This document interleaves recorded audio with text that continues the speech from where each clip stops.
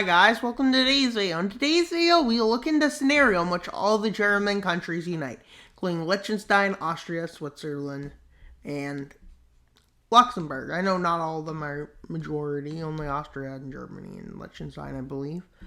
Luxembourg has lots of German, so I'm going to say it is, and so Switzerland. But there's also different languages such as French. But yeah, mostly German. Not necessarily mostly German, but what I consider German. Because of, yeah. So they first invade Czechia, because why not? And for some reason the borders change colors. Even though that probably doesn't matter, but yeah. As the Germans enter and invade. Czechia tries to get allies to help it, but nobody helps it, unfortunately. With them having officially marched into Czechia unopposed. And they're officially one country larger.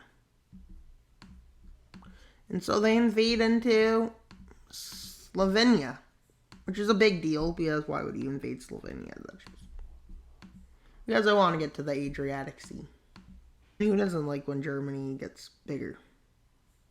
Most people, but yeah. And yeah, as you can tell, we've got Slovenia into them and so on. And they're like, yeah, we want control over the Baltic Sea. So they decide to invade Denmark. And why Denmark out of all countries? Because it's to expand north. But this is really leading to the new Great European War kind of thing.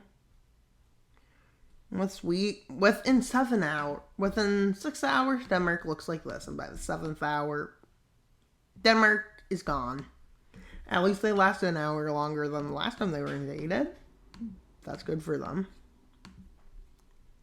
And so, Germany now annexes them, and would probably not be. With them deciding to go to war with Poland, which may have just been a big mistake, because France and Britain are like, no. And Germany's like, this isn't good. With Sweden being like, this is a good opportunity. And then the Benelux joins. Because now everybody's at war with Germany, it appears. With Spain even joining, and Portugal being like, yeah, why not? And San Marino doesn't, nor does Andorra, because they don't want to. With the invasion of Poland going pretty well. Well, managing this take a big chunk of the coast. By this time, Hungary, Slovakia, Croatia joins the war. With Germany continuing its invasion of Poland. Despite probably not being their best idea.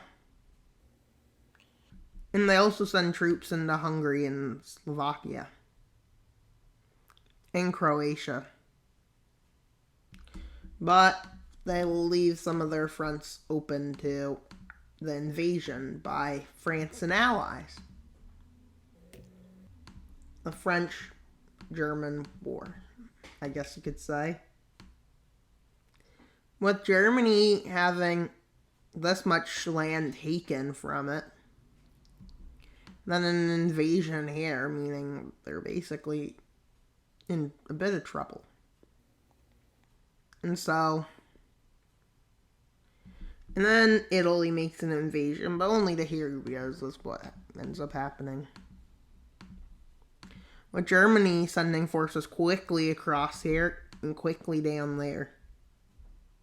Which leads to the encirclement of Hungary and the capturing of Budapest. Which quickly leads to this being the look of Hungary. And then Hungary basically is forced to surrender, with Poland still fighting. Poland even makes a counter-offensive. As they start reestablishing their territory. They even manage at this point to get to the coast.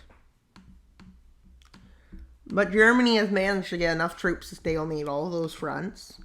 And they start their next invasion of Poland, their second part of their invasion of Poland, capturing of all the coast and the capital, Warsaw.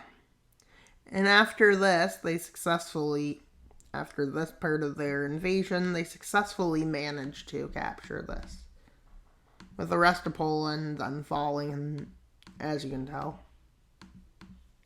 With Germany making an offensive against France as they move the troops to the border from Poland, which is a big deal, I think.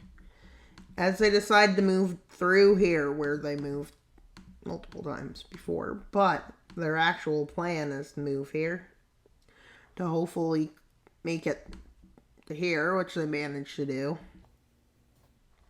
But now they take the rest of Belgium and the Netherlands to secure this. And them eventually securing the front with France. They make an anti-Sweden. They make the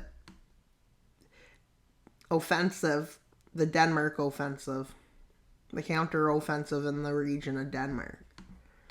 And they manage to take this to a success as they manage to take these territories. Which is great because now they control the strait, but they decide to continue up here to completely block Sweden's access to the world oceans.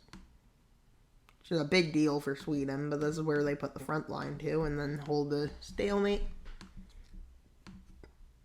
And Italy barely made an offensive when they had the chance because that's all they could conquer.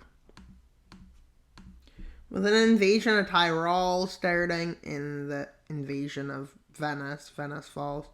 They move down the coast, they encircle San Marino, because why not? And then they move here. Somehow they move troops out of Switzerland. Don't ask me how, but they do. They take all of this land. As these nations at this point decide to meet in Berlin for peace after the anti-German war. So let's see what Germany got from this peace. Southern Europe, Western Europe, and Eastern Europe. As you can tell, the German area, which would be about mostly German. I mean, around here. It's like this, kinda. And then this. That's pretty much what it's like.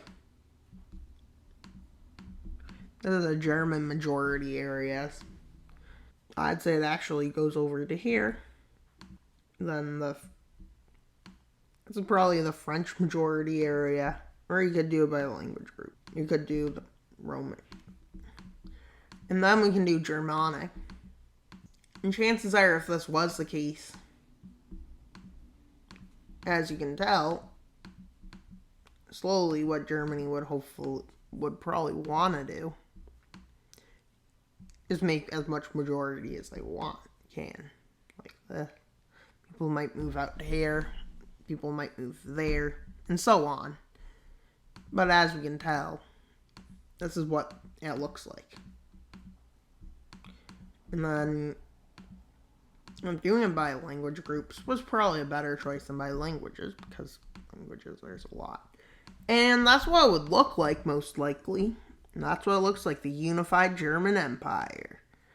And that's all for today's video, guys. Bye. See you in the next video, guys.